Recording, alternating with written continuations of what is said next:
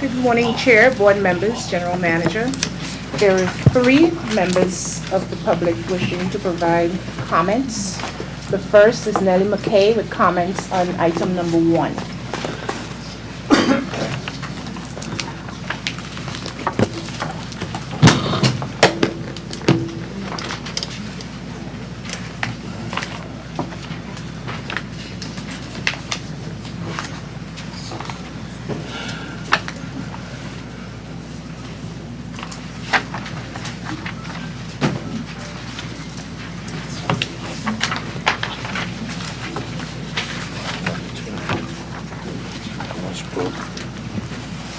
Good morning. Good morning and welcome.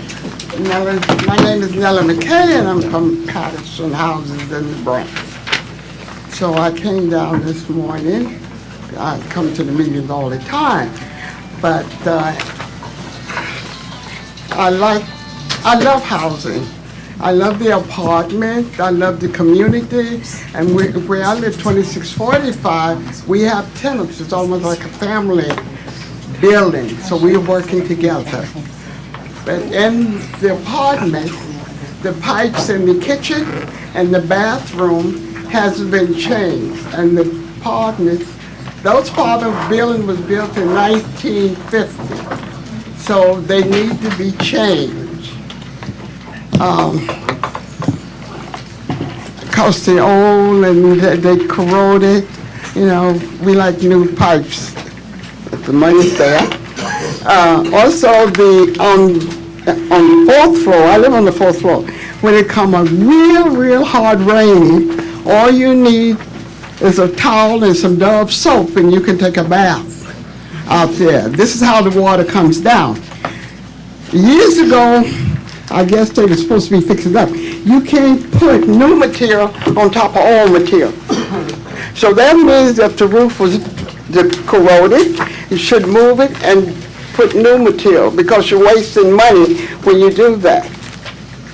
So that we need, I'm not asking you to do it overnight, but it's all this time. I've been there for 53 years.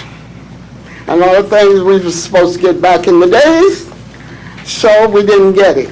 So I'm hoping and praying that we can get some of the things now. It's a committee. We're only 3 of us on the board. We're working with the manager, superintendent. Some of the tenants need stoves. We're working to get them new stoves. We're working to get the apartment, some of the apartments that's painted, which hasn't been painted. So we are trying to work together where we live. And we're hoping, is Mr. Rush here? Oh, you are Mr. I want to welcome you, but you sent a letter. And I read the letter. We're going to hold you accountable for what you said in the letter. Hey, see, we want to work together. You work with us, and we work with you. And see, years ago, if you didn't know, and when I moved in Patterson, had to have a husband, number 1. And number 2, they had workshops for the tenants. In 301 in the basement, the manager and the housing assistant. They would come down and tell them, you have to do this and you have to do that. We abide by the rules, because they didn't have to tell me because I'm a Southern girl. So we was taught to clean down south. And it seemed like the housing got away from that. They should have kept it up. Have the manager, you don't need money, all you need a couple of hours, inviting the tenants from each apartment, telling them, if you don't abide by the rules, you will get fined. We won't accept the rent until you pay the fine. Sometimes you have to hit people in the pocket before they listen to you. Oh, I only have a few minutes.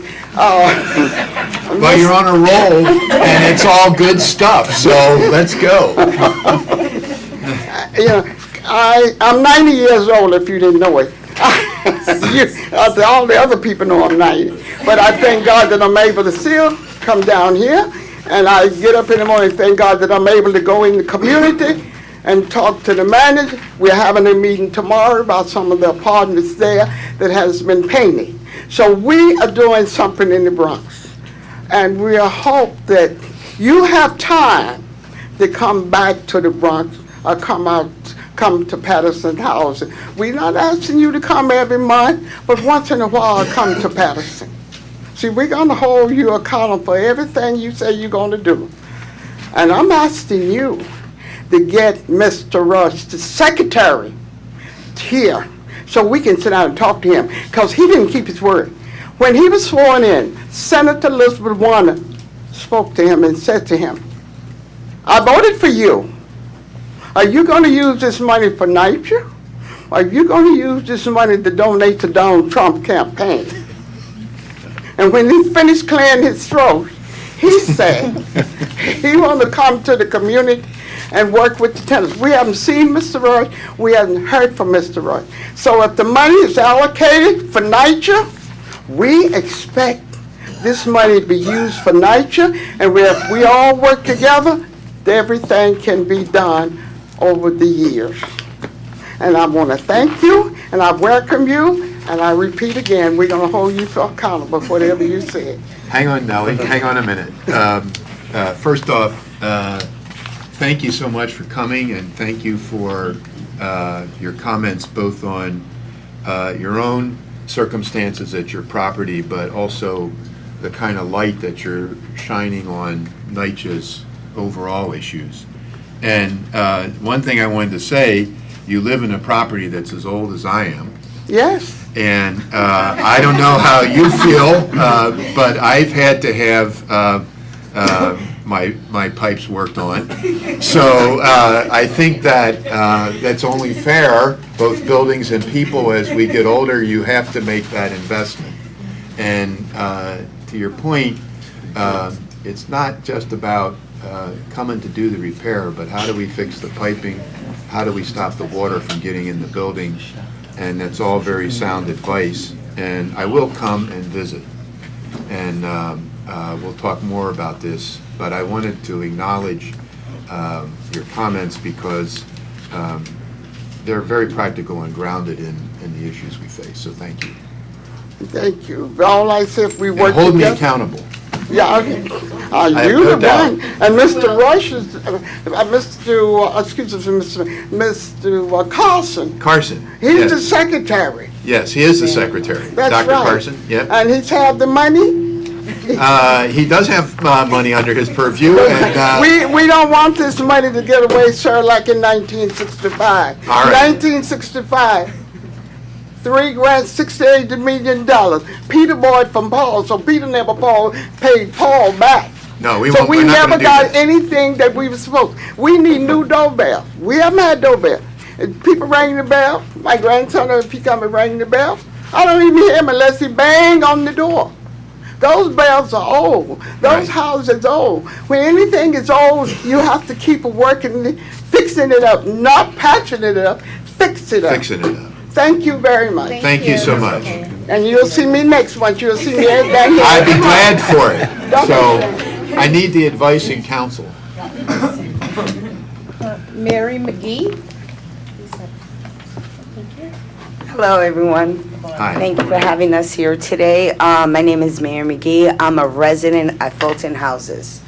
There is so much going on in NYCHA, and Mr. Ross, I just want to welcome you. You're the 4th chairperson I have the pleasure of encountering. The need for RAD is not a need at Fulton Houses. RAD is not something that's going to benefit the residents of NYCHA. You want to demolish 2 buildings. You want to build 3 high-rise buildings in place of those 2 buildings. You want to place those 72 families in one of the new buildings, but yet you say they're going to be under the NYCHA umbrella, that they don't have to worry. No, you do have to worry, because once you convert to Section 8, if your income is 1 penny over than the amount that exceeds the qualifications for Section 8, you no longer fall under those umbrellas. We are asking you, the need for repairs in Fulton Houses does not amount for you to demolish and build high tower buildings. That is not a need in our community. If you look around, all you see is massive buildings going up, luxury condos. We matter.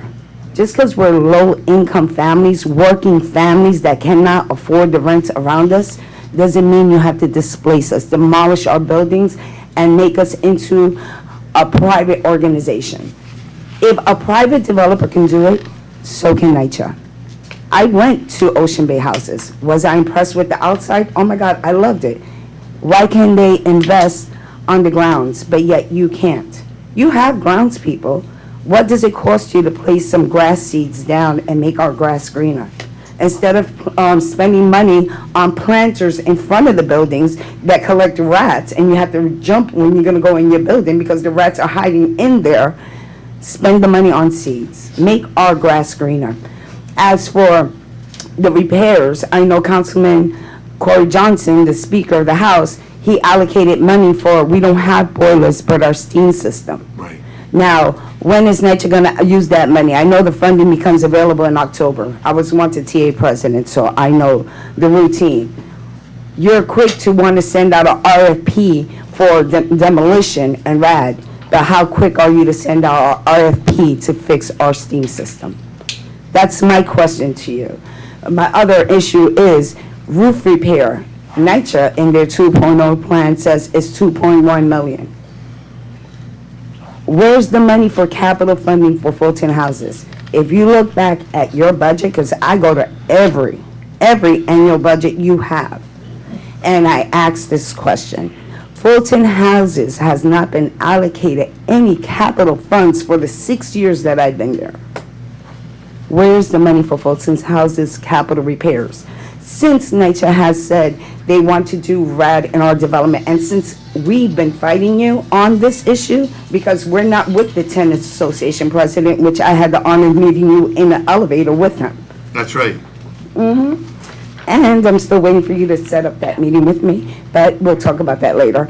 That Tenants Association president is for RAD, but you haven't spoken to those residents who aren't. And that's the issue we're having. We are, since they mentioned RAD in Fulton houses, my building, all 3 elevators have been out. If you look at the history of the elevators, you're gonna see it's vandalism. Somebody's intentionally turning off those elevators. Just 2 days ago, they would shut down all 3 elevators. You have people with wheelchairs, you have seniors waiting downstairs for hours and you're not coming, just to flip a switch. Shameful, shameful, shameful, shameful, and disgraceful. Because just because you want something to happen at that development, you're making the residents suffer and trying to show a need for it. If you look at the Fulton houses, isn't deteriorating like many other housing developments. The reason why you chose Fulton houses, or the mayor's office chose Fulton houses, is because it's prime real estate. We're not for sale. I'm asking that NYCHA uses money to fund these developments that HUD is allocating money for. Do not take money out of a development for another development. It's not right, it's not fair. We all have the need for quality of life. And you're taking that life away from us. Like I said, before you, I've met 3 others. And before you, those 3 others have failed us. So now I'm standing before you, and I'm holding you on higher standards because of your letter as well. And we would like to work with you. I will fight for NYCHA, but I will fight you as well. Thank you for your time. Thank you. Thank you. Thank you, Mary. Mr. James Myers, please step up.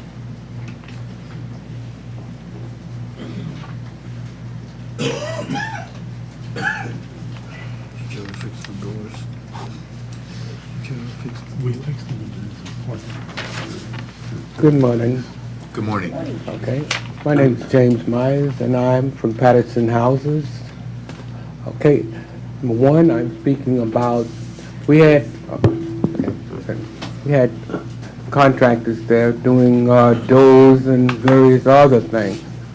It's going on 3 years, maybe a little longer. How long do it take them to put in a doors? And the door that they do put in is not correct. It's not fixed right. Because number one, if you push the door back, it'll pop the door stop. We don't have nothing to stop it. So these were things that they have contracted, giving them $1 million. In the time, how much will be a delay in actually getting outsourced staff to emergency situations, I believe I'm trying to ask you. So in an emergency situation, then operations, we would decide whether we would be using our own staff to abate the emergency or a vendor, or if we would need to hire these temporary staff to do so. I would think that if it's an emergency that needs to be taken care of, like right this second, then we would use our own staff because they would be on hand. That's kind of time. Well, I'm sorry, but one follow-on question is, if we're going to be looking at candidates and since interviewing and qualifying them, do they go into our pool? In other words, could we do that ahead of time? And theoretically, we'd have a group with each vendor that we could call on more quickly because we've already interviewed. Was that kind of what you were thinking, or? We could do that. So basically what we were thinking with these agreements, so we've never had staff augmentation with trade skills before. Okay. We've only had administrative, clerical, professional skills.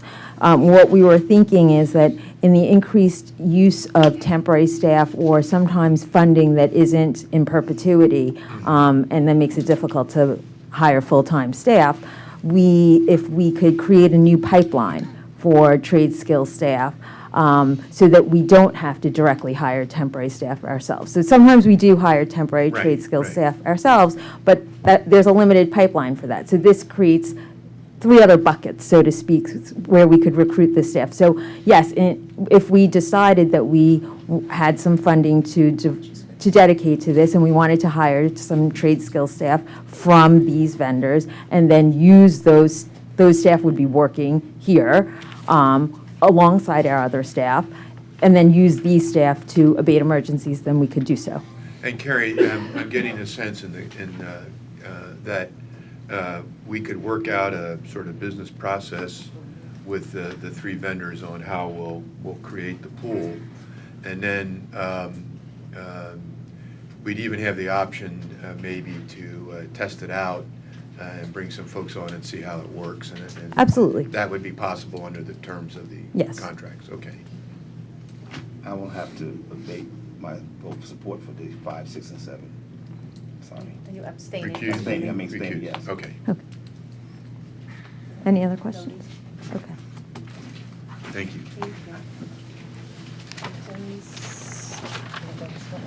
8 through 21 except 15. 8 through 21 except for 15, correct. Okay. Deborah Goddard for Capital, here we go. You're seeing a number of roofing votes, and I was asked to give a little bit of context. So under the Mayor's Roofing Initiative, we have completed or in progress at 21 sites. We will be doing over the next 5 years an additional 114 sites. This is not roofs, this is sites that are not yet in construction, starting with this flanks that you'll hear today. This will take care of all of our 4s and 5s and our 3s. So anything that will be remaining then will be rated 1 to 2.99. But the caveat is we'll need, obviously, ongoing investment to keep up with it, and we estimate that to be about $100 million a year. So, and with that, item number 8 is the recommendation to award a contract for roofing replacement at Butler Houses to GEM Quality Corporation. GEM was the lowest responsible and responsive bidder. They are minority owned. They've done work with us in the past. Their VNC is pending, so this award is not final until such time as we receive that, and they are proposing 9 Section 3 hires. Items number 9 and 10 are the award for exterior restoration and roofing at Sotomayor. We divided Sotomayor into several phases, given the size of the site, and hoping to get better bids, which has worked for us.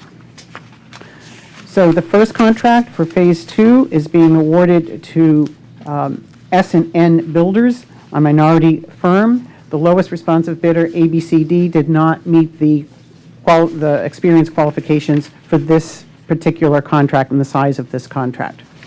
The second contract, ABCD was the lowest bidder, and they did, based on the size of this contract, meet the experience qualifications. VNC for S&N is in place, so there's no issues to preclude award. VNC for ABCD is pending, so this award is not yet final. Each of these vendors are proposing 10 Section 3 hires. First contract to SNN is in the value of over $36 million. The contract to ABCD is valued at almost $28 million.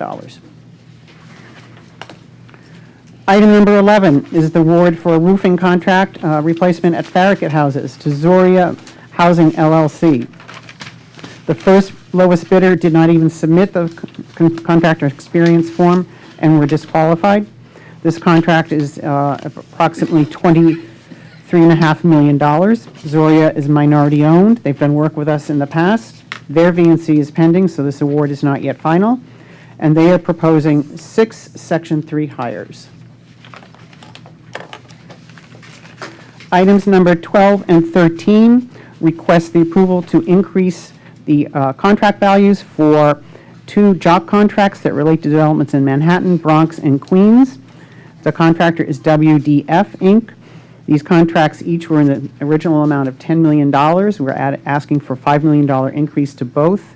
We just extended the term. We need additional value to keep work. They do sort of as needed on-call work for us. It could be underground steam, apartment turnover, the FHA houses. So we want to increase the value and keep the work moving. Again, $5 million for each of the 2 contracts. And Deb, could you just give a quick, for the benefit of the board, what a job order contract, Sure. what that is? Sure. So it's a form of contract where everything's based on unit price. And so we develop a scope, and then they bid based on how many widgets it's going to take. But the prices are all there. And it's a very streamlined form of contracting for straightforward jobs and repetitive jobs. You know, you're gonna replace that underground steam line. You know how long it is. You know how wide it is. You can very easily scope it, and so these move more quickly. Thank you. And the increase is really due to the length of the term. We're adding, because we increased the term, we're giving them more work to do. More work. Absolutely. Item number 14, roof replacement at Gomper's House to Vikrant Contracting and Builders in the amount of a little over $6 million. Vikrant is minority owned. They are proposing 6 Section 3 hires. I'm sorry, Deborah, again, when the roofing, when you gave those numbers, that's for the whole development? Whole development. The whole development? Right. So the 135 Right. is 135 of Developments. 320? Yep. Right, Yep. so it's sort of 40% of the Yeah, development. we did do work under Bond A previously, but I was looking at the mayor's pipeline and going forward, but there have been other things done. I think the main point to your question was, we're handling, at this point, all the roofs that need to be replaced. Right. And then we have to keep it up. Significant point of Yeah, progress. and that allows us then to think about the elevators, the heating, right? No water Right. dripping in, none of the complaints we've been hearing about here. Super, thank you. Item number 16. 15 was pulled. 15 I wrote a note here, so I, Oh, 15 is pulled. yeah. Thank you. It's pulled? Oh, There's a new 15 at operations. We'll present. Operations, yeah. Okay. This is a request to exempt from our own internal regulations votes related to our weatherization program. And it requested the exemption from coming to the board for contracts that are over $1 million, change orders that are over 10%, and the sole source exemption. This really, the meat of this for this program is the sole source exemption. We receive about $3 million a year total in weatherization grants. This comes from the federal government through the state. To date, the awards have been well under $1 million and have not needed board approval. The sole source exemption, however, is critical and common sense. The state decides who is going to administer weatherization. For every geographic region, there's only one partner we can use. So rather than for every of those small contracts go through the legal process of giving an opinion and the board process of voting the exemption, we're asking it as a bundle for this program to get that exemption up front. The standard under HUD and otherwise for this exemption for sole source is that it is obviously impossible or impractical to conduct a competitive bidding processes, and services are available from only one source, given that that one source is dictated to us by the state. Any questions? And they're all nonprofits that the state is. Using to do this. Yes. Yes, thank you. And you said the only other suspension we have is a heating suspension? Right now, the only one we had was for the mayor's heating pipeline, and again, that was to one of the expediting factors, and then we came and reported how we had awarded the contracts. And we have not yet moved far enough to have change orders under that pipeline. Item number 17 is the rejection of the sole bid for the trash hoist replacement at Wilson Houses. The sole bidder failed to submit and sign their contractor experience form, so had to be rejected as non-responsive. We're going to do additional outreach for bidders, and we will be rebidding this contract. Item 18 through 21 is the ratification of 4 change orders related to the work at Amsterdam Houses. This is a this has been a problem project. We have already defaulted the original contractor. It took quite some time for the surety to get a second contractor on board. We've been pulling that contractor across the finish line, which will be spring of next year. In the meantime, we've also had significant issues with the design team, and we are probably going to terminate them on this job as well as other jobs, and we are working with law on our recourse otherwise. But these 4 change orders relate to change order 6 was during construction. They found out that the string courses and the masonry facades were in poor condition, should have been caught and pre-designed, was not designed out of house, and has added to our cost. This is about an $835,000 change order across the whole site. Change order 10 required a new rain screen system at the bulkhead. The first system designed by the outside architect didn't work. Gone back, they've redesigned. That work's going forward and will be complete fairly soon. That change order is in the amount of over $1 million, $1,052,000. Change order 14 in the amount of $4.1 million. They also found that the concrete spandrel beam in the early buildings was deficient. They found out it's going to be deficient across the site, and have had to redesign for that failure in the design scoping. Change order 15 in the amount of a little over $322,000. This one no one could have figured out, but when they removed the existing water tank, they found out that some of the concrete structure and slab was deficient and needed to be repaired. There are significant differences you may have noticed between our CM's estimates and the proposed costs. Some of that relates to the fact that our CM Lero did not include general liability insurance in their bids, as well as overhead.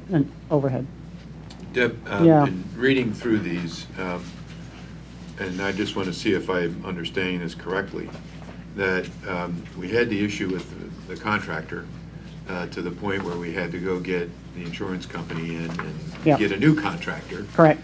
And then it sounds like you're saying that some of the design work, your other point, that this firm should have caught some, or included Yes. some of this work in the original scoping. Absolutely. And so it's a combination of vendor issue, some unforeseen condition, and some work that should have been designed to begin with. And primarily the latter And primarily the latter, and that's all come together at this one project. in this one project, yes. So as I said, we're probably going to terminate, we're working with law, and we'll probably terminate the firm from other work that they have with us, and they were not selected in the most recent contracts that you Okay. awarded. Thank you. Any Yes. other questions? Yes, this is, my pet peeve. I don't know if I've asked it in this manner, but I need to ask it now. On big jobs where the Section 3 hiring is to be determined per task order. Yes. So that's the last time that the board gets to see what the hiring of the Section 3 is, because that never comes back to us. Yes. Is there any possible way, because, I love to see my residents working. Right. Yeah. Is there any possible way where we can, as we go along and the jobs are filled, that it can be kept track of? It is kept track of, and Esther's nodding. Yes, we could, there could be reporting. Yes. Oh, please. Yeah. Yeah. Okay, I thank you. can know that we can make sure that that is done regularly, and that's included in the board package, at So least that we have an quarterly or idea, something. yes. Yes, and you can say, okay, here's the contract, here's the hires, and we can get that information, because it's hard, for us, it would be hard to see unless we had that. Right. Okay, Thank you. thank you.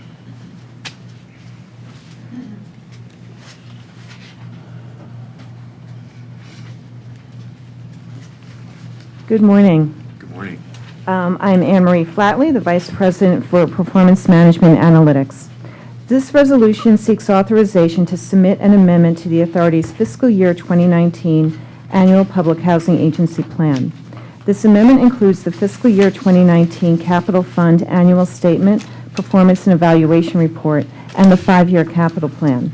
The 2019 capital plan and 5-year plan were released for public review in order to comply with the federal regulations at 24 CFR Section 905.300, which require that these documents be reviewed by the Resident Advisory Board and a public hearing be conducted.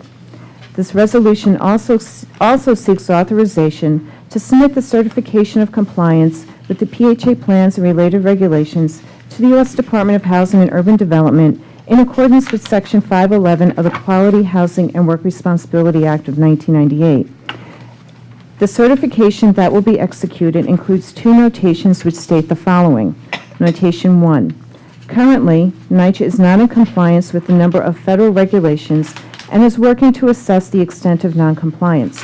On January 31, 2019, NYCHA and the Secretary of HUD signed an agreement to address a finding by the Secretary of a substantial default by NYCHA and to resolve claims brought by the United States. The agreement established a framework by which NYCHA will continue to evaluate and progress towards compliance with federal requirements. An independent monitor is in place with access to NYCHA information and personnel and will issue quarterly reports on NYCHA's compliance with the agreement. Notation number 2 states the following. Currently, NYCHA is not in compliance with the obligation to provide the required timely submission of data to HUD's 558 PIC IMS module. NYCHA is assessing the extent of noncompliance with this obligation and is working towards compliance with the applicable requirements. The signed certification, along with the amendment and board resolution, will be hand-delivered to HUD's field office by October 18, 2019. And are there any questions on that one? My only comment is on the 5.8. We've talked about it. Yes. And we think we have a good shot to push those numbers up. We do believe that. So as of as of August 31st, the submission rate was around 89%. We've been working with the operations staff as well as some staff from Leased Housing to provide assistance with the processing of those 558s. We've had staff working overtime. We believe internally, based on our reports, we're about 92%, and we're continuing to increase that rate every The week. number we need to get to is, It's 95%. We need to have a 95. minimum 95% submitted. That's one requirement. And then the second requirement is that we needed to get these submissions in within 60 days of the effective date of the lease. So we know that there are submissions that have gone in late, and we're working to increase those submissions to get in. I've been working with Carolyn Jasper, our EVP for Operations, and we're going to be evaluating the training material that's been created, as well as the management manuals, to see how we can improve our internal processing. And we've also been meeting and revising the letters that are sent out to inform residents that they're in danger of being late. Right now, the letters just say, please call your management office. There's documentation that's missing. We're going to work with their IT department, so when the letter goes out, it actually lists the documentation that they need to submit. Because our goal is to get compliance before the effective date of the lease. okay. So there's different business processes that we can certainly improve to increase that rate going So the forward. potential is there for us to reach the 95% subsequent to submitting Right. these caveats. We're trying to make it for the September 30th. Not sure if we're going to meet that 95, but we can certainly do things to meet it for the following month. And could we place a marker for the board next Mhm. month? You can let us know where we are. Absolutely, Okay. Can absolutely. you resubmit to say we've gotten to the 95? Well, we have to submit it no matter what, but, HUD Once we cuts get us. to the 95. HUD has a cutoff of a couple of days after September 30th. So really by October 3rd, we need to get everything in because that's when they do the cutoff. But they evaluate us every month. Okay, so we Yes, can, we have oh, a chance absolutely. to So every say month they we evaluate us got and then to they the look at the end of the 95 year. such and such a Absolutely. date. And really our goal is, yes, to make this 95, but we need to improve our business processes. So going forward, we're not doing this overtime and that it's normal routine.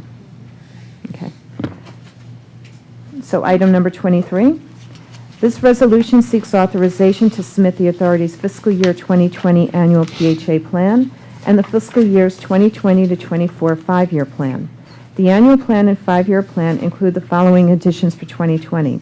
The new flat rent schedule for 2020, the new packed RAD sites including Williamsburg, Harlem River 1 and 2, Audubon, Bethune Gardens, Marshall Plaza, Linden, and Boulevard. The transfer of development rights at Howard Houses for new affordable housing development. 4 new 100% affordable housing sites at Dykeman, Morris 2, Kingsborough, and West Brighton 2. And the plan also includes new 5-year goals for the agency that are based on the NYCHA HUD agreement. This resolution also seeks authorization to submit the certification of compliance with the PHA plans and related regulations to the U.S. Department of Housing and Urban Development in accordance with Section 511 of the Quality Housing and Work Responsibility Act of 1998. The certification that will be executed includes the 2 notations that were previously just stated for number 22. So the signed certification, along with the plan and board resolution, will be hand-delivered to HUD's field office by October 18th, 2019. Okay? Other Great. questions on this? Great, Thank thank you. Salud.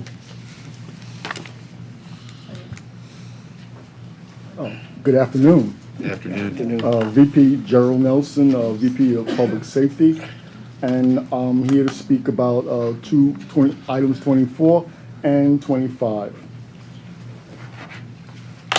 Request authorization to enter into a 3-year agreement with a not-to-exceed amount of $76 million with FJC Security Service for services for uniform unarmed security guard services commencing October 1st, 2019 and continuing through September 30th, 2022. This agreement will also allow for 2 1-year renewal options to be exercised at NYCHA's sole discretion. The agreement provides for NYCHA with unarmed uniformed security guard at NYCHA's senior developments citywide and NYCHA's central offices location, which are citywide. The security guards provided by this agreement enhance the safety and the security of residents and employees at these locations by detecting and deterring criminal activity and reporting any incidents to the proper law enforcement agencies and to the authority's Office of Safety and Security. In addition, the agreement provides fire guards as necessary at all senior developments requiring such coverage as a result of fire protection system maintenance. In accordance with the proposed agreement, all security provided by FJC are licensed by the Department of State as security guards and maintain a certificate of fitness for fire guard, which is issued by the New York City Fire Department. RFP 67076 for this agreement was released on August 27, 2018, with a submission deadline of September 21st, 2018. The RFP was advertised in the New York City Record and on the authority's website. The RFP was viewed by 61 vendors, with bid proposals submitted by 10 vendors.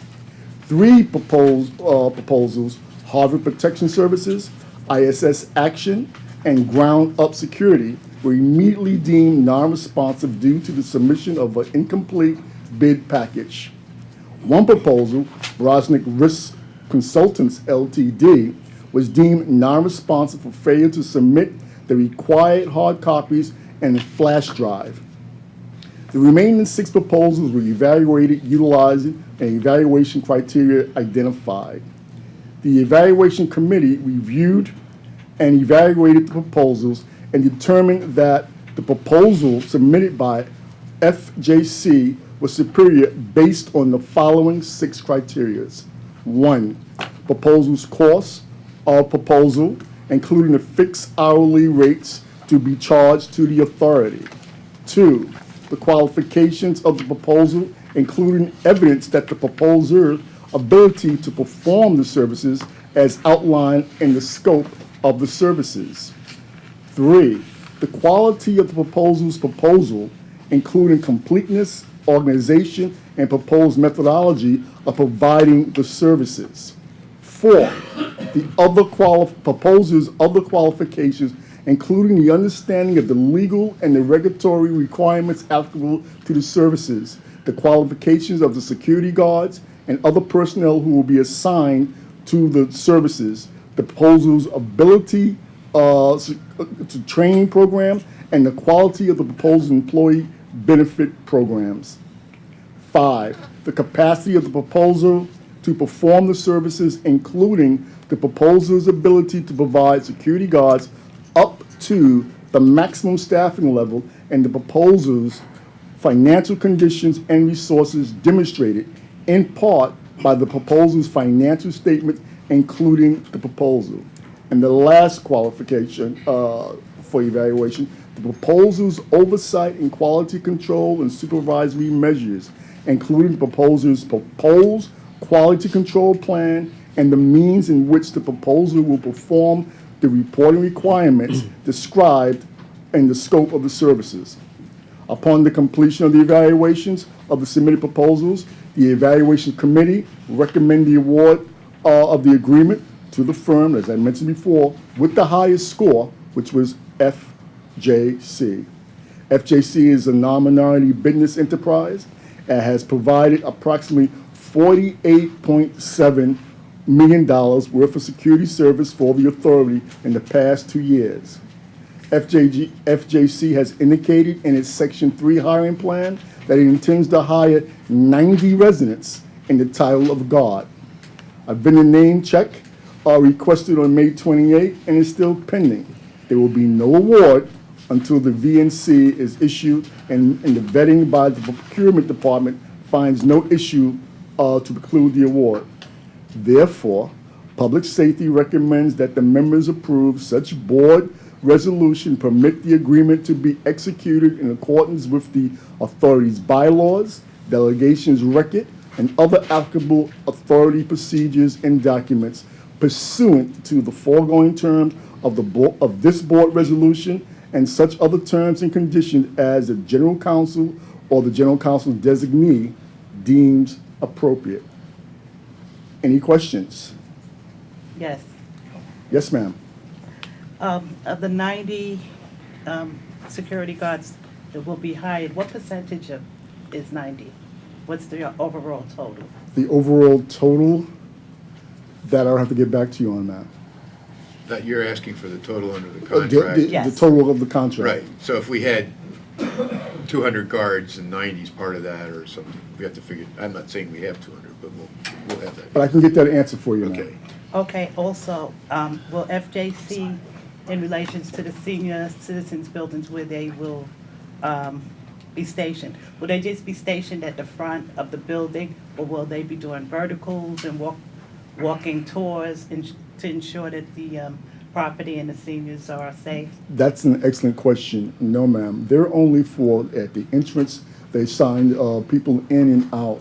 We rely on our partners within the NYPD, the Housing Bureau, also the local precinct to provide us with the coverage of verticals and answering jobs that way. They're there, and if anything should happen that they would see, they would dial 911 or our security center right here at 90 Church Street to let them know what's going on.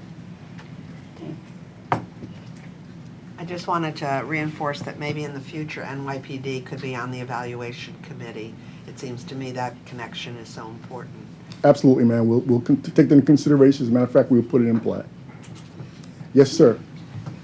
Most of the coverage, if I'm not mistaken, is overnight coverage at the senior development from 10 to 6 or something like that. Well, the coverage are all-night tours, and they're 8 hours a tour. It can be anywhere from 4 o'clock in the afternoon to 8 o'clock in the morning, but it's overnight. Okay, because in senior residents, you know, the seniors are more liable for targeting in the daytime when they're banking, when they're food shopping, in and out. When people come in and out, when the mailman and FedEx and UPS people come in and out during the daytime, it would be helpful to have at least a few hours coverage or alternated, so that monitoring could be in the daytime. I'm not saying all seniors don't go out at night. What I'm saying is, for the most part, you know, I try to do my stuff in the daytime now since I've gotten older. So, would there be any provision or any discussion about having some daytime coverage? That is an excellent point. And what we do when we make those assignments based on the tours, we generally look and see what type of any type of nefarious or criminal activity is happening. But your point is valid. We can look at that and maybe we can get a crossover because it's flexible and it's at our leisure. We can assign them when we think we need So them. we do have the discretion to Yes, we alter do, the sir. shift times. That's what Yes. yeah, that would be very Yes. helpful. Okay, thank you. Yes. Any other questions? All right, the next is authorization to ratify an amendment agreement with Secure Watch 24 for Genetec software, maintenance, upgrades, and support services, which did not require board's approval for the initial 3-year term, and amended board resolution 17-2/22-16 to increase the not-to-exceed amount in order to fund the software, maintenance, upgrades, and support services for an additional 3,829 units during the remainder of the initial 3-year term, which commenced on August 1st, 2016, and has continued through July 31st, 2019, pursuant to the terms and the conditions of the New York State Office of General Contract, PT 64408. Pursuant to this agreement, Secure Watch 24 provides Genetec software, maintenance, and support services for the authority security system for approximately 13,000 closed-circuit TVs, cameras, and 1,700 LED access controlled with electronic readers and direct dial intercoms which the authority controls the security system with Genetec Security Center software. Office of Public Safety staff monitor and maintains the authority security footprint with the new CCTV cameras deployed and installed after the contract was implemented on August 1st, 2016. The original agreement did not take into account for cameras and readers being added to the system during the contract's 3-year period. At the time, the authority, DASNY, the Dormitory Authority, and Sandy Initiative were installing cameras throughout the authority. DASNY had their own vendors installing the cameras. Each provided an estimate for upcoming installations of both cameras and LED access control readers. The first request for additional funds of $183,197 fell short of covering all equipment installed for the 3 years. The first year cost was $162,000. This was due to an influx of additional fundings for cameras and readers installed by both the authority and under CityCap and the Mayor's Action Plan, as well as DASNY. The change order did not need board approval due to the influx of additional funds from the Mayor's Action Plan. There have been approximately 5,000 cameras and 1,400 readers installed since the original service agreement contract was issued. The second request for funding will cover the services renewed for the last 2 years of the contract with Secure Watch, which provided tech support and needed software upgrades for CCTV and layered access control. The breakdown of additional install is as follows. 2,996 units of Genetec Advantage OmniCast enterprise cameras. The unit price for each camera was $75, and you multiply that by the total number, it comes up to $203,790. The next was the 1,033 units of Genetec Advantage Synergy Enterprise readers. The unit price for each reader was $24.19. Multiply that by the number, it gives you $27,700. The total number of units needed is 3,829 for a cost of $231,197, which is the total amount of the amendment. With approval from the general manager, the increase in the quantities is in the best interest of the authority, since the current agreement with Security Watch 24 was procured with a favorable pricing of 23% discount for the authority for Genetec software from the largest and premier provider of Genetec services in the United States. The authority will maintain the current 23% discount off the manufacturer suggested retail price for the software requirements, which would be lost if the authority had to renegotiate a new contract with another vendor. The authority intends to procure a new solicitation of future services. Original not to exceed amount, $714,922. First increase not to exceed amount, exceed amount, $183,197. Not to exceed amount, $898,119. Second increase to not to exceed amount is $231,197. New not to exceed amount after the board approval is $1,129,317. There is no Section 3 hiring on this. Secure Watch is a non-minority business enterprise. The funding type is operational, and the source is federal. Vendor name check memos are not required for this amendment on this agreement, and therefore, the Office of Public Safety recommends that the members approve such board resolution and permit the ratification to the amendment to the agreement in accordance with the authority's bylaws, declaration of record, and other applicable authority procedures and documents pursuant to the foregoing terms of the board resolution and such other terms and conditions as the general counsel or the general counsel's designee deem appropriate. Any questions? One more. Yes, sir. Back to the previous set of issues. The security issue with the possible daytime coverage in the senior residence. Yes, sir.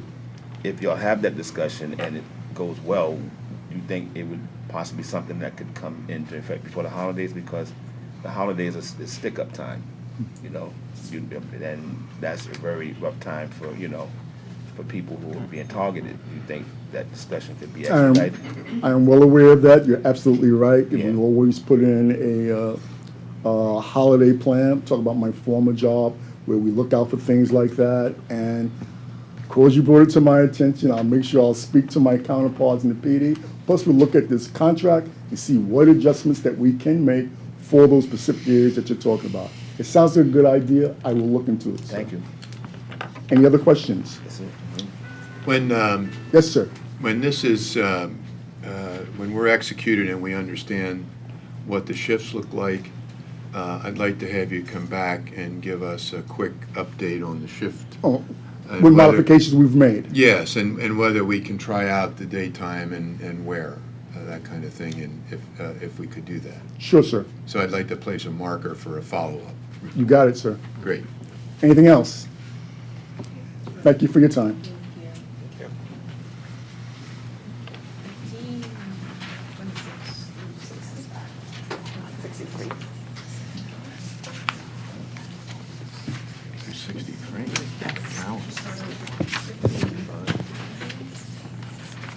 Good morning, board members. Good morning, Chair. Good morning, General Manager. My name is Carolyn Jasper. I'm acting EVP for Operations. I will be presenting this morning items 15 and 26 through 63. Item number 15.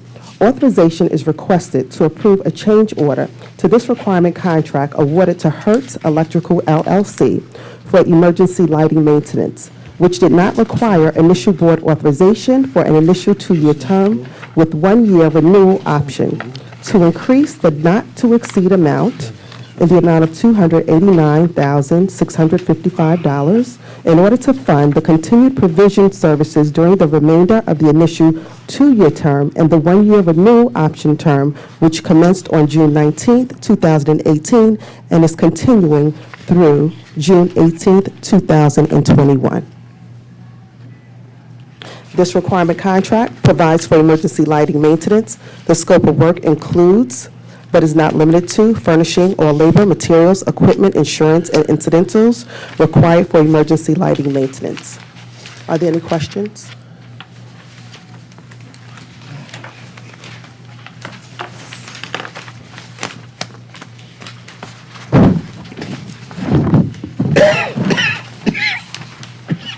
Carol, what's your next item? Item number 26. 26? Yes.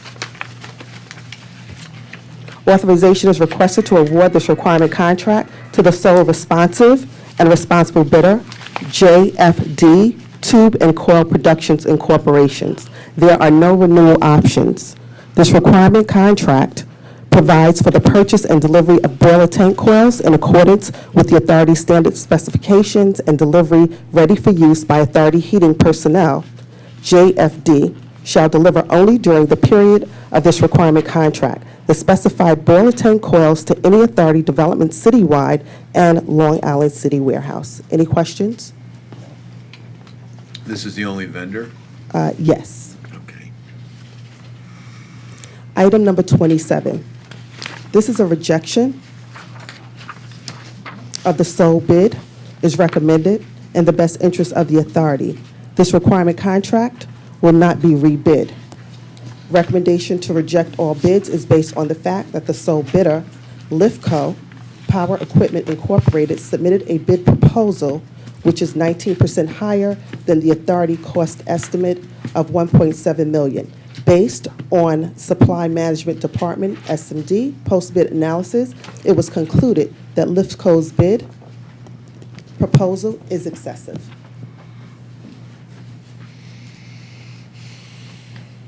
And we have the option to get the parts and materials another way? Joey, I think I would refer that one to you.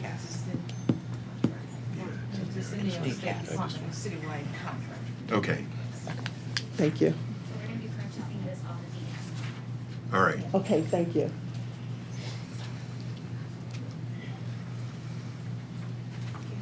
Okay. Item number 28. Authorization is requested to approve a change order to this requirement contract awarded to My High Painting Incorporated for plastering restoration, which did not require initial board authorization for an initial 2-year term with 1-year renewal option to increase the not-to-exceed amount in the amount of $1.1 million approximately in order to fund the continued provision of services during the remainder of the initial 2-year term and the 1-year renewal option term, which commenced on December the 21st, 2018, and is continuing through December the 20th, 2021. This requirement contract provides for plaster restoration. The scope of work includes but is not limited to furnishing all labor materials, equipment, insurance, and incidentals required for plastering restoration within the authority's apartments on an as-needed basis. My High will respond to repair requests on an on-call as-needed basis. My High must respond within 72 hours to the service call. Any questions? I do, this would include presumably I'm patching the hole, doing all the sanding and all the work that's required to do that. Yes. And then I've got to let that rest, and they got to come back and paint. Is that accurate? Yes, it is. Okay, so they may have to come in the unit twice, in other words. Yeah, that's a possibility, yes. Okay. But they would complete the repair. Yes, they will. There won't be anything done when, there won't be anything left undone. Correct. All right, thank you.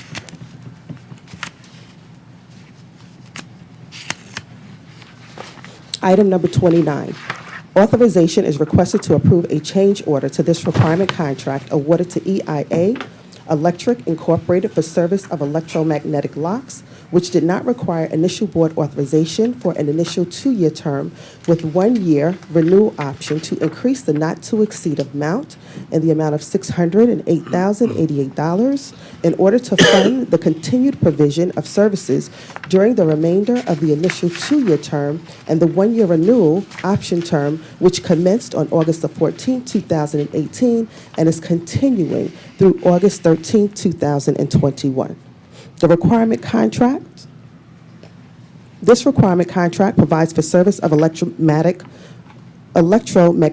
locks. The scope of work includes, but is not limited to, furnishing all labor, materials, equipment, insurance, and incidentals required to troubleshoot, repair, and/or install replacement parts to restore existing electromagnetic lock systems to good working order. Any questions?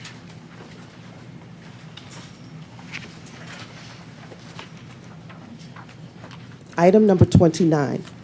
Authorization is requested to approve a change order to this requirement contract awarded to Matrix Construction Incorporated for repair and/or replacement of exterior lighting fixtures, which did not require initial board authorization, as subsequently amended for an initial 2-year term with 1-year renewal option to increase the not-to-exceed amount in the amount of $658,487 in order to fund the continued provision of services during the remainder of the 1-year renewal option term, which commenced on September the 21st, 2019, and is continuing through September the 20th, 2020. This contract provides for the repair and/or replacement of exterior lighting fixtures.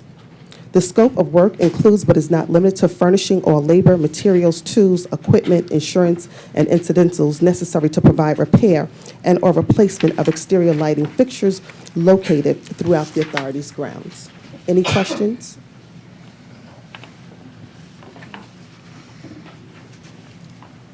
Item number 31. Authorization is requested to approve a change order to this requirement contract awarded to United Eagle Renovations Incorporated for acid wash for concrete, which did not require initial board authorization for an initial 2-year term with 1-year renewal option to increase the not-to-exceed in the amount of $90,104 in order to fund the continued provision of services during the remainder of the initial 2-year term and the 1-year renewal option term, which commenced on August the 9th, 2018, and is continuing through August the 8th, 2021. This is the same vendor for item number 32. And the amount is in the amount of not to exceed $65,541.30. And this contract is for various Queens and Staten Island developments. Are there any questions? Item number 33. Authorization is requested to approve a change order to this requirement contract awarded to Metro City Renovation Incorporated for tub glazing, which did not require initial board authorization for an initial 2-year term with 1-year renewal option to increase the not-to-exceed amount in order to fund the continued provision of services during the remainder of the initial 2-year term and the 1-year renewal option term, which commenced on July 31st, 2018, and is continuing through July 12th, 2021. This contract provides for tub glazing. The scope of work includes but is not limited to furnishing all labor, materials, and incidentals necessary for tub glazing. Any questions? I'm sorry. So we're reglazing the existing tub that's already there, we're not, it's, Yes, this is the Yes, okay. existing tub. all right. Thank you. You're welcome. Yes. I lost focus for a minute. Metro City is which, the last resolution on Metro City was which one? That was item numbers 33.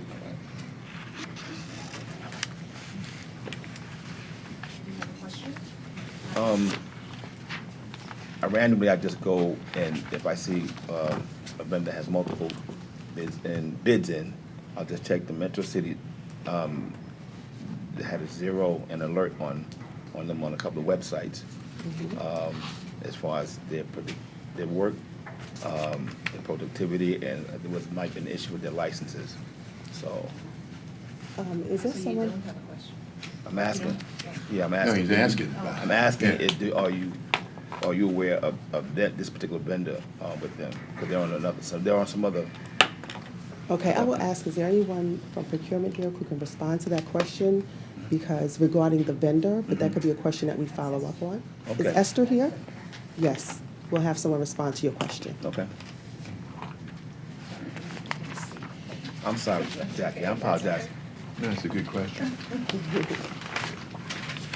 my name is Esther Hines, and I work in the supply management procurement department, and I do vendor name checks. This was one item number 33. This is a not to exceed. For change orders, sir, we typically don't renew a vendor name check.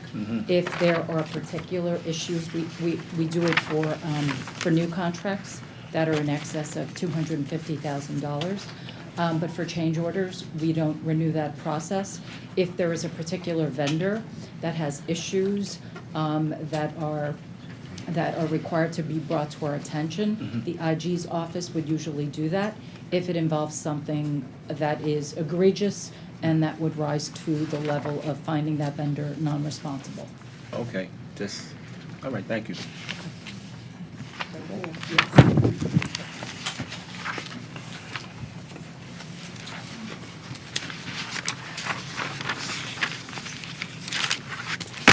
Item number 34.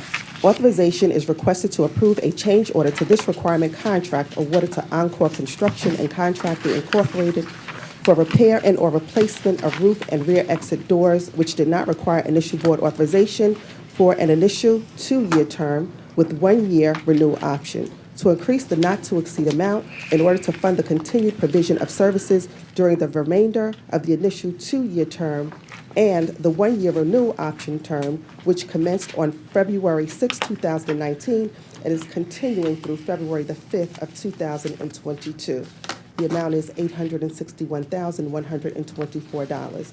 This requirement contract provides for repair and/or replacement of roof and rear exit doors. The scope of work includes but is not limited to furnishing all labor, materials, equipment, insurance, and incidentals required to remove and legally dispose of existing damaged doors and repairs to all holes, dents, and grooves in existing door bucks prior to painting. Any questions? Item number 35. Authorization is requested to approve a change order to this requirement contract awarded to THM Land Care. Tree Health for emergency tree removal, stump removal, and pruning, which did not require initial board authorization and is subsequently amended for an initial 2-year term with 1-year renewal option to increase the not-to-exceed amount in the amount of $81,000 in order to fund the continued provision of services during the remainder of the 1-year renewal option term, which commenced on November 7, 2018, and is continuing through November 6, 2019. Are there any questions?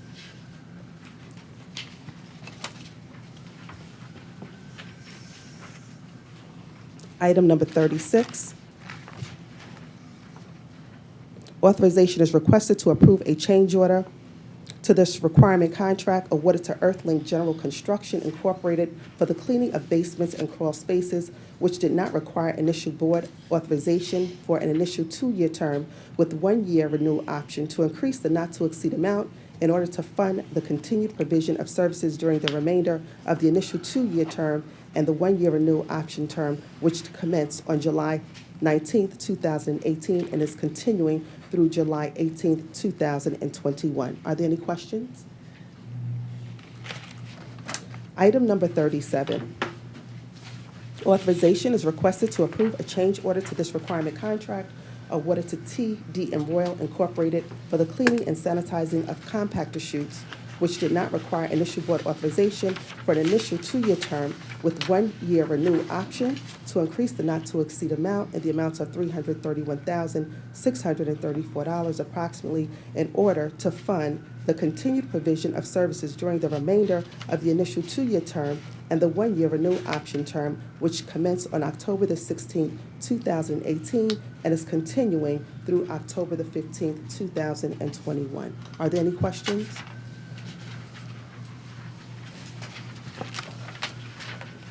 Item number 38, authorization is requested to approve a change order to this requirement contract awarded to P786 Incorporated for repair and or replacement of roof and rear exit doors, which did not require initial board authorization for an initial 2-year term with 1-year renewal option to increase the not-to-exceed amount in order to fund the continued provision of services during the remainder of the initial 2-year term and the 1-year renewal option term, which commenced on July 2nd, 2018, and is continuing through July 1st, 2021. The not-to-exceed amount is $331,378. Are there any questions? Item number 39. Authorization is requested to approve a change order to this requirement contract awarded to Metro City Renovation for the repair and replacement of apartment entrance doors authorized by Board Resolution 18-9-2728 for initial 2-year term with 1-year renewal option to increase the not-to-exceed amount in order to fund the continued provision of services during the remainder of the initial 2-year term and the 1-year renewal option term, which commenced on October the 22nd, 2018, and is continuing through October the 21st, 2021. The not-to-exceed amount is $4.8 million. And I just want to note for the benefit of the board that this is a requirements contract, so we're actually allowed to increase these amounts because the vendor is retaining their price and scoping from it's not a change order in the classic sense of the word. They're Yes. continuing to install the doors, doing the same work that they did before. Yes, correct. Right.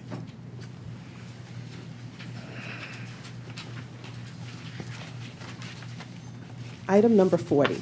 Authorization is requested to approve a change order to this requirement contract awarded to Campbell's Professional Services, LLC for janitorial, general cleaning, and debris removal in move-out apartments and fire-damaged apartments, which did not require initial board authorization for an initial 2-year term with 1-year renewal option to increase the not-to-exceed amount in order to fund the continued provision of services during the remainder of the initial 2-year term and the 1-year renewal option term, which commenced on February the 13th, 2019, and is continuing through February the 12th, 2022.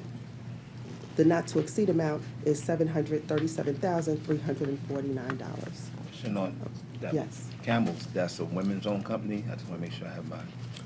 Esther? Yes. Is that a Yes, it woman's-owned is. company? Yes, It is? Yes. Okay. Thank you. All right, thank you.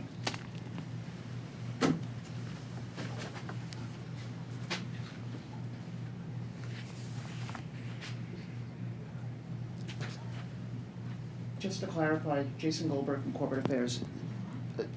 Carolyn was referring to the increase, not the actual not to exceed amount. So there's an original amount plus the not to exceed amount on this change that you're authorizing. Which change? The one that she just read. Number 40? I think she Yeah, said we're- 737 is the amount of the change. Yeah. I just wanted to make that. It's the not to increase the amount, correct? Yes, so whenever you say it's the amount that's being requested in this in the resolution. Yes. Okay, great, thank you. Item number 41. Authorization is requested to approve a change order to this requirement contract awarded to RP General Construction Corporation for window repair and/or replacement, which did not require initial board authorization for an initial 2-year term with 1-year renewal option to increase the not-to-exceed amount in the amount of $1.2 million approximately in order to fund the continued provision of services during the remainder of the initial 2-year term and the 1-year renewal option term, which commenced on November the 28th, 2018, and is continuing through November the 27th, 2021. Any questions?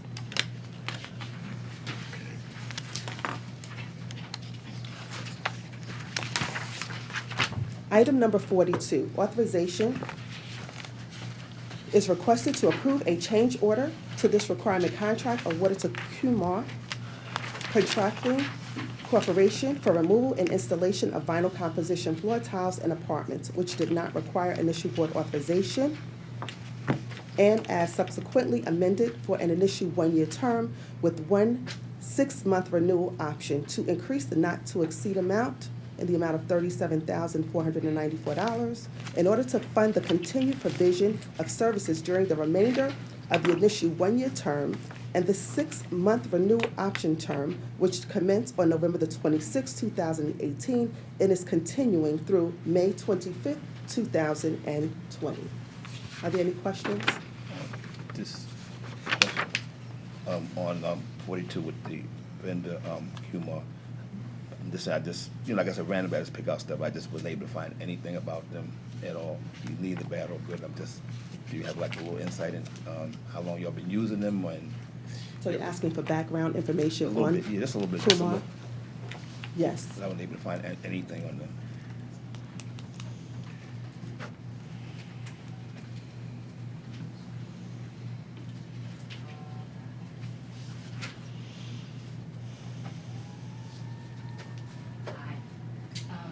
I think your question pertains to the vendor background name check.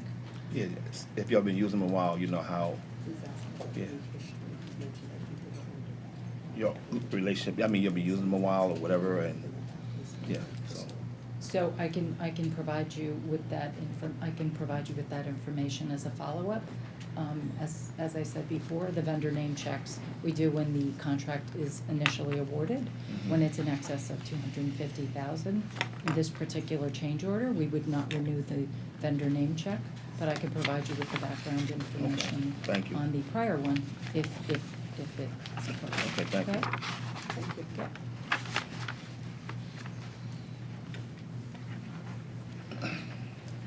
Item number 43, authorization is requested to approve a change order to this requirement contract awarded to Sinai Construction Corporation for removal and installation of vinyl composition floor tiles in apartments, which did not require initial board authorization, and as subsequently amended for an initial 1-year term with 1 6-month renewal option to increase the not-to-exceed amount in order to fund the continued provision of services during the remainder of the 6-month renewal option, which commenced on September the 17th, 2019, and is continuing through March 16, 2020.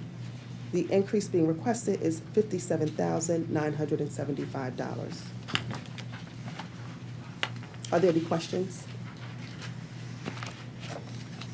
Item number 44, authorization is requested to approve a change order to this requirement contract awarded to DPAC Contracting Incorporated for removal and installation of vinyl composition floor tiles in apartments, which did not require initial board authorization for an initial 1-year term with 1 6-month renewal option to increase the not-to-exceed amount in the amount of $62,862 in order to fund the continued provision of services during the remainder of the initial 1-year term and 6-month renewal option term, which commenced on January the 2nd, 2019, and is continuing through July 1st of 2020.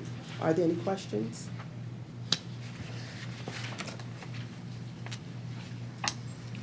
Item number 45, authorization is requested to approve a change order to this requirement contract awarded to Sinai Construction Corporation for removal and installation of vinyl composition floor tiles in apartments, which did not require initial board authorization for an initial one-year term with 1 year, 6-month renewal option, to increase the not-to-exceed amount in the amount of $148,886 in order to fund the continued provision of services during the remainder of the initial one-year term and 6-month renewal option term, which commenced on November the 30th, 2018, and is continuing through May the 29th, 2020. Are there any questions?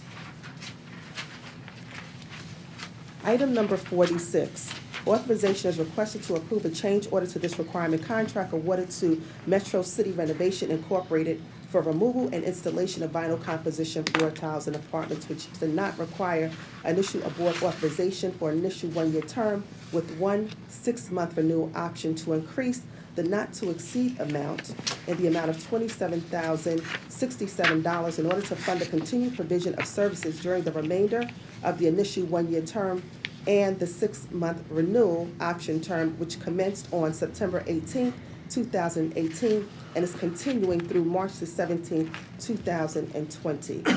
Items number 47, 48, and 49 are for the same vendor. Item number 47,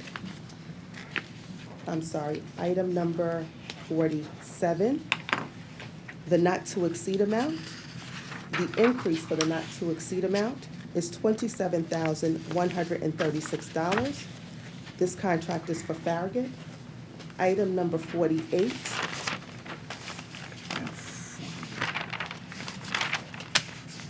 The increase to the not-to-exceed amount is $56,342, and this contract is for Glenwood Houses. And item number 49.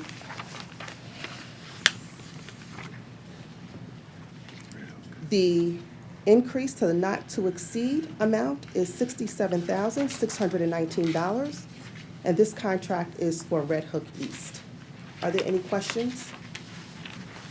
Is there a member of the vinyl floor consortia out there? They should be very happy. Yes. So.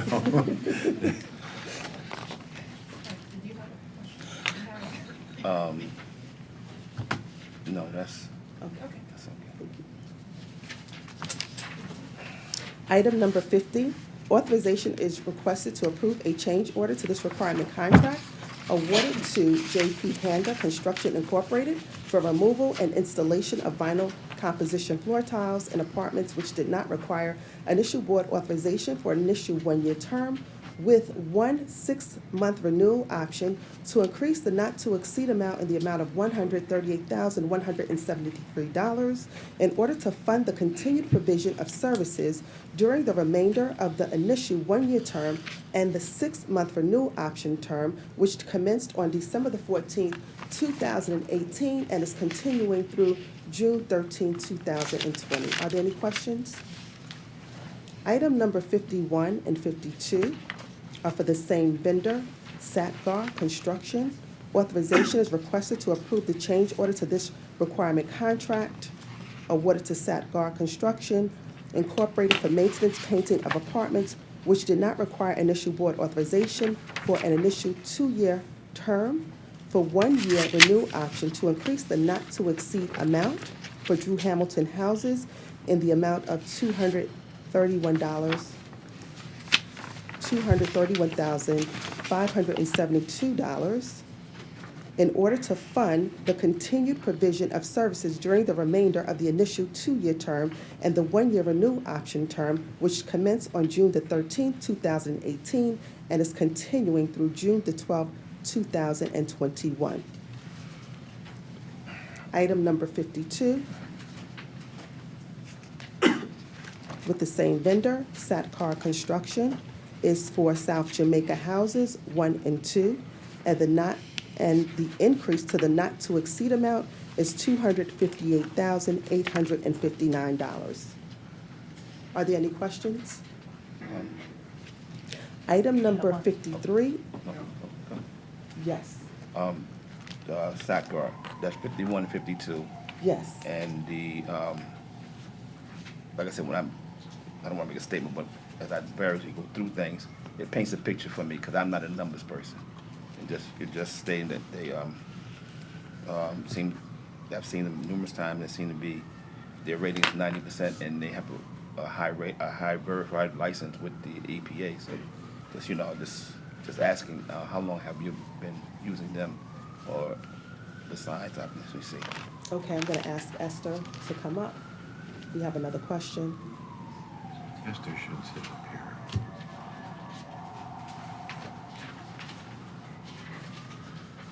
I'll be happy to follow up if you want that one as well. Okay. No, I just can't. Sat- I'm not a numbers sat- person. I'm just. sat doc. I put a. Sat I put doc. a yeah, I just put a Okay. face to. You have a list so that we can make sure that all that. Yes, good. Atrocity, Kumar, and now we're adding Zach. Great. I'm gonna sit here, so. That's good, yeah. All right. I'm gonna catch And that's whenever you efficiency in call. action, so. Thank you so much. I have you back, Carol. Okay. Jason Goldberg, Corporate Affairs. If I could just jump in real quick. I know these are change orders, but just as a broad general matter, NYCHA is required to assess the responsibility of all vendors upon the initial award. And that's when Esther's hard work usually comes through with the Right. vetting in the Office of Inspector General with the vendor name check. So so prior performance of the vendors, whether there are violations, whether there are other integrity issues out there, will get picked up during that initial vetting. And the vetting is much more narrow, and Esther will be able to comment further at the change order stage.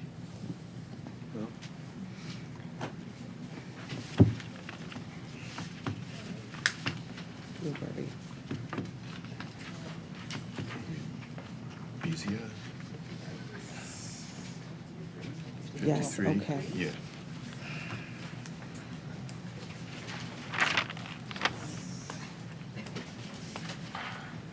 We did 53 and 50. Painting, it's more paint. 53. I'm sorry. For 53. Yeah. 53, 53? Okay, yes. Item number 53, authorization is requested to approve a change order to this requirement contract awarded to Beasla Painting Corporation for maintenance painting of apartments which did not require initial board authorization for an initial 2-year term with 1-year renewal option to increase the not-to-exceed amount in the amount of $761,835 in order to fund the continued provision of services during the remainder of the initial 2-year term and the 1-year renewal option, which commenced on February 14th, 2018, and is continuing through February the 13th, 2021. Are there any questions? Actually, item number 54 is for the same vendor, and this contract covers Unity Plaza, Florentino Plaza, and Long Island Baptist, management and planning within operations, and the increase to the not-to-exceed amount is $361,074. Item number 55, authorization is requested to approve a change order to this requirement contract awarded to AirTech Environmental Corporation for monitoring of copper and silver ionization systems, which did not require initial board authorization for an initial 2-year term with 1-year renewal option to increase the not-to-exceed amount in the amount of $649,434.50 in order to fund the continued provision of services during the remainder of the 1-year renewal option term, which commenced on September the 15th, 2019, and is continuing through September 18th, 2020. And This- I'm sorry, yes. Caroline, why do we need copper and silver ionization system? Yes, Joey will explain. Thank you. Hi, how are you? I'm Joey Koch, Senior Vice President of Support Services. We install copper ionization systems when Legionella has been detected in our water system. This is for AirTech, which is our monitoring vendor. So they go and they test the water whenever when the Department of Health alerts us to a potential Legionella system. And so once we were put in the systems, AirTech comes and continuously is sampling the water to make sure that the copper That it's ionization working. systems are working. All right, thank you.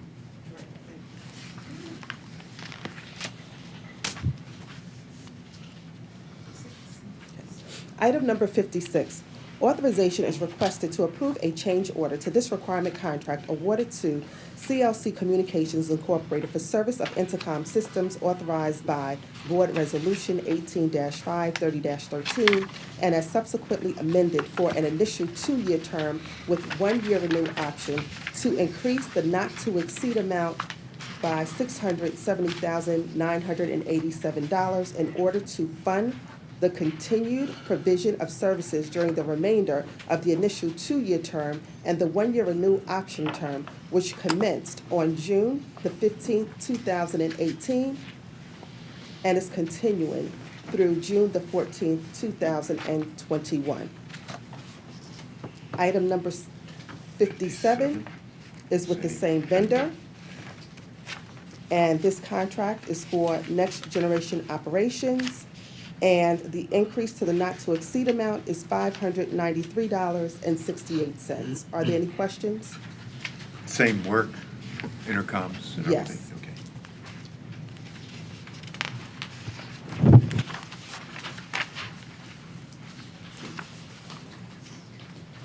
Item number 58, authorization is requested to approve a change order to this requirement contract awarded to Bloom Construction Incorporated for maintenance painting of apartments which did not require initial board authorization for initial 2-year term with 1-year renew option to increase the not-to-exceed amount in the amount of $434,814 in order to fund the continued provision of services during the remainder of the initial 2-year term and the 1-year renew option term, which commenced on May the 25th, 2018, and is continuing through May 24th, 2021. Are there any questions?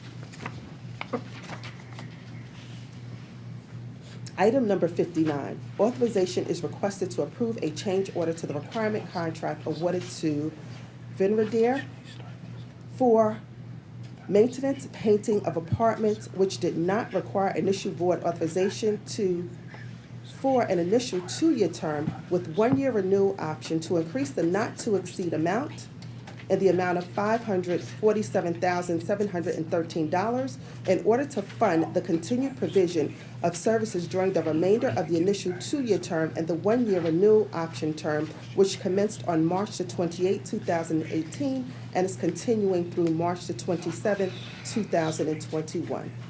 Are there any questions?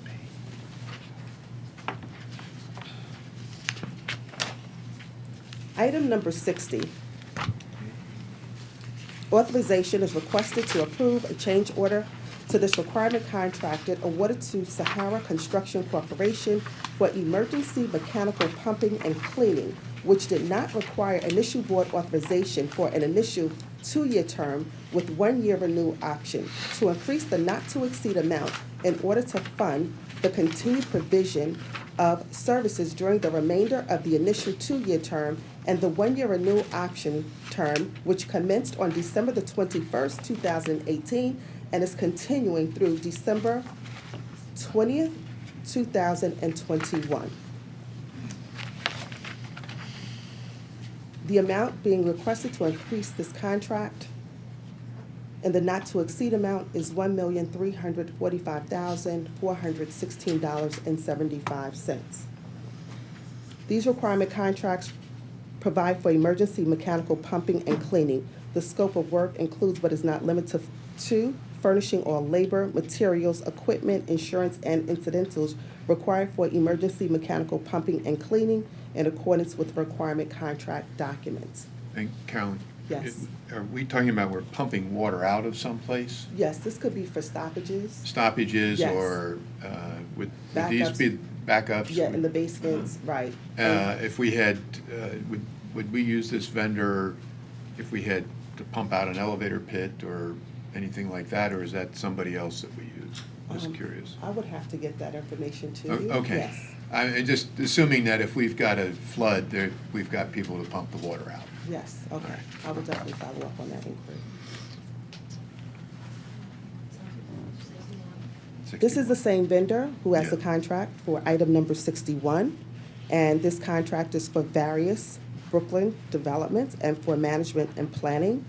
And the increase to the not exceed amount is $1,411,695.15. Items number 62 and 63 are for the same vendor.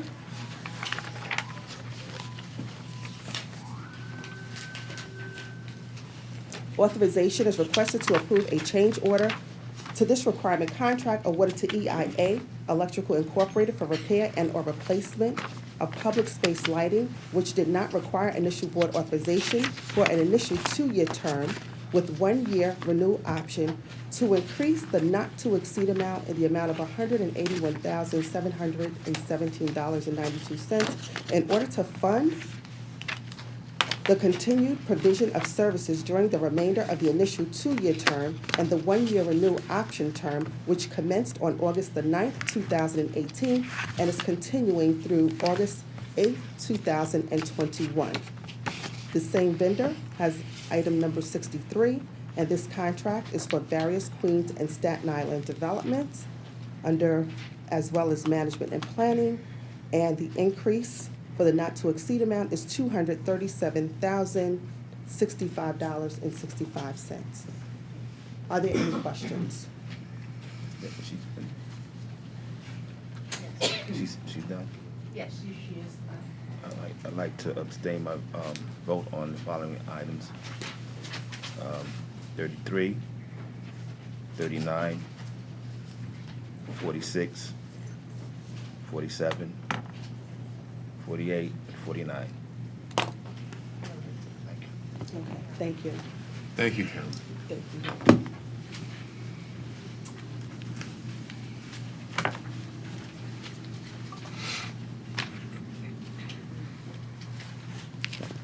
Good afternoon, member of the board, the chair and general manager.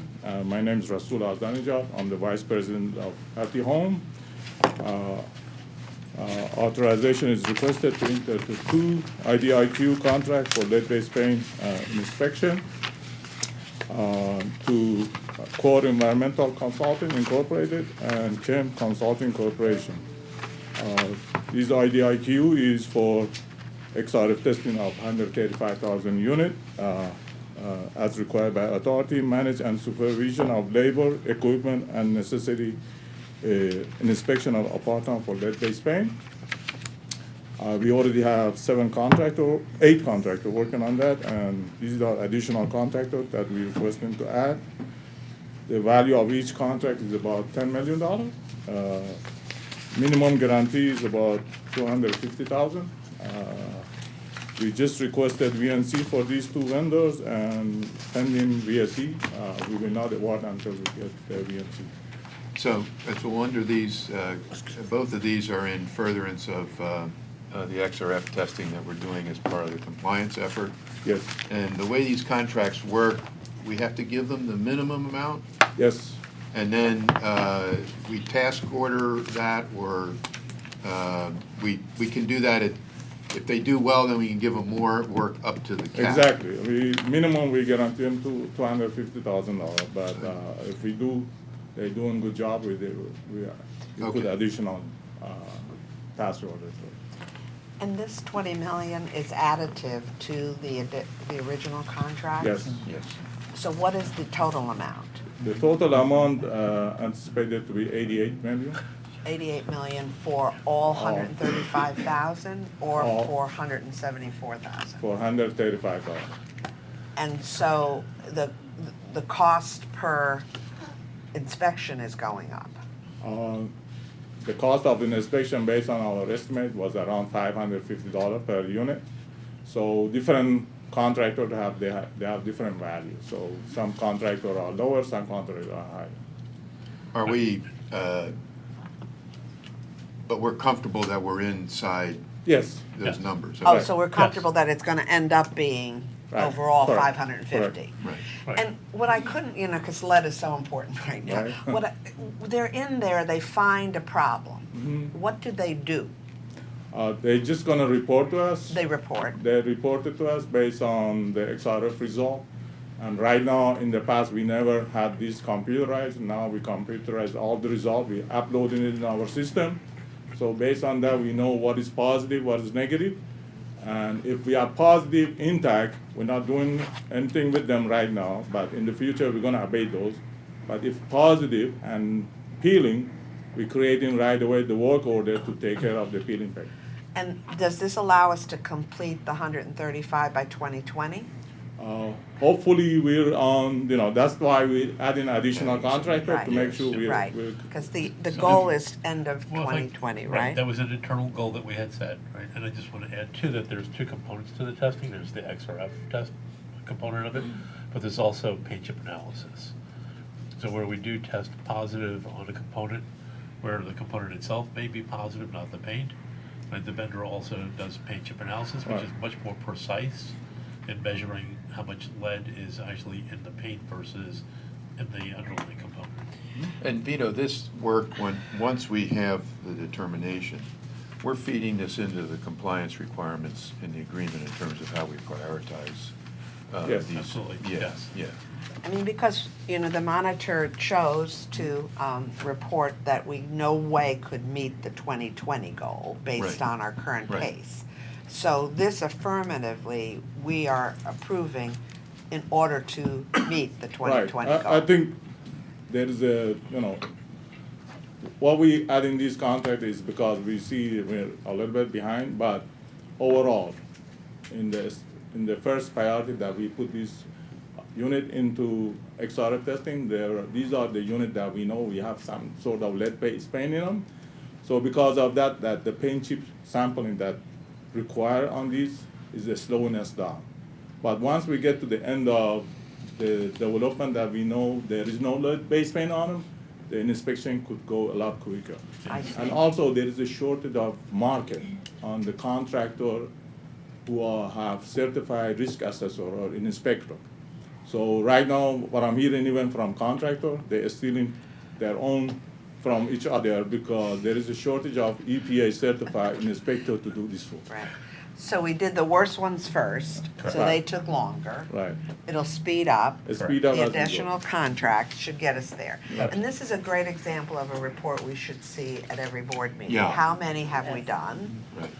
Where are we? It's actually on our website. Right. We can show you where to Okay, find it. so that's the kind of, and we were talking about reporting that would enable the board to have the same confidence that you have. Actually, if you go on our website, you will see, if you want to see which development we are Okay. doing the XRF testing, we're there, and it shows you which unit we have tested so far. So it's And when just, we do the update to the board on the lead effort, we can be sure at that meeting to bring you up to date on the inspections. Super, thank you. Yeah. This Thank is you. so important. Thank you. Thank you. 65 items were presented for board approval, with board member Adams abstaining from items 5, 6, 7, 33, 39, 46, 47, 48, and 49. May I have a motion to approve 65 items? So moved. Second. All in favor? Aye. Being that all matters before the board have been addressed today, I have a motion to adjourn this meeting. Second. I want to stay. All in favor? Aye.